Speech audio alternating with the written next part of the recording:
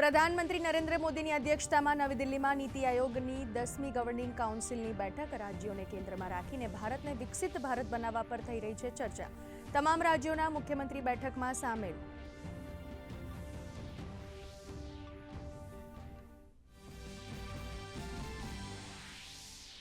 પાકિસ્તાનને વૈશ્વિક સ્તરે ખુલ્લું પાડવા બૈજયંત પાંડાના નેતૃત્વવાળું પ્રતિનિધિમંડળ પહોંચ્યું બહેરીન. શશી થરૂરના નેતૃત્વવાળું પ્રતિનિધિમંડળ ગોવાના માટે થયું રવાના. વિવિધ દેશોને જણાવશે આતંકવાદ પર ભારતનો શૂન્ય સહનશીલતાનો અભિગમ.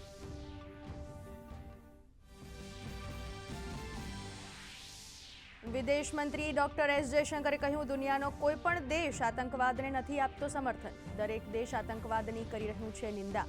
જર્મની આતંકવાદ સામે ભારતના સ્વરક્ષણને આપી માન્યતા.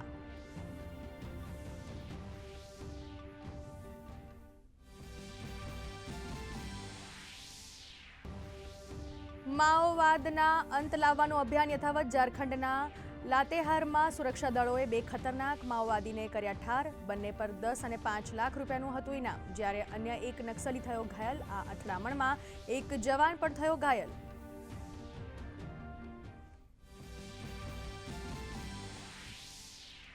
ગુજરાત એટીએસે કચ્છ બોર્ડર પરથી શંકાસ્પદ પાકિસ્તાનના જાસૂસની કરી ધરપકડ. જ્યારે બનાસકાંઠામાં પાકિસ્તાની ઘૂસણખોરીનો પ્રયાસ બીએસએફ જવાને બનાવ્યો નિષ્ફળ. બીએસએફ જવાને ફાયરિંગ કરીને તેને સ્થળ પર જ કર્યો ઠાર.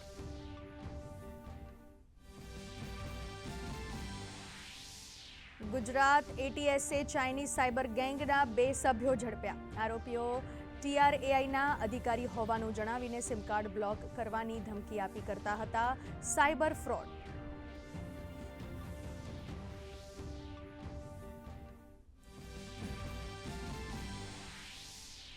હીરા ઉદ્યોગમાં મંદી વચ્ચે બેરોજગાર રત્નકલાકારો માટે આર્થિક પેકેજ થયું જાહેર. રત્નકલાકારના સંતાનની 1 વર્ષની 13,500 રૂપિયા સુધીની શિક્ષણ ફી કરાશે માફ. તો નાના કારખાનેદારની 5 લાખની લોન પર 3 વર્ષ સુધી 9% વ્યાજ સહાય.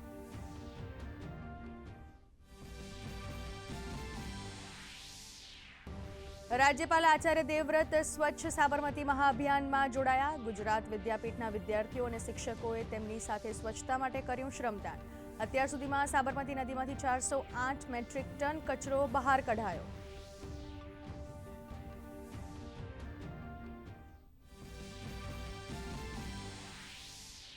સોળ વર્ષ બાદ નિર્ધારિત સમય કરતાં 8 દિવસ પહેલા કેરળમાં ચોમાસાની એન્ટ્રી. તો રાજ્યમાં સૌરાષ્ટ્ર અને દક્ષિણ ગુજરાતના કેટલાક વિસ્તારોમાં વરસાદી માહોલ. ગુજરાત સહિત ઘણા રાજ્યોનું વરસાદનું થયું એલર્ટ.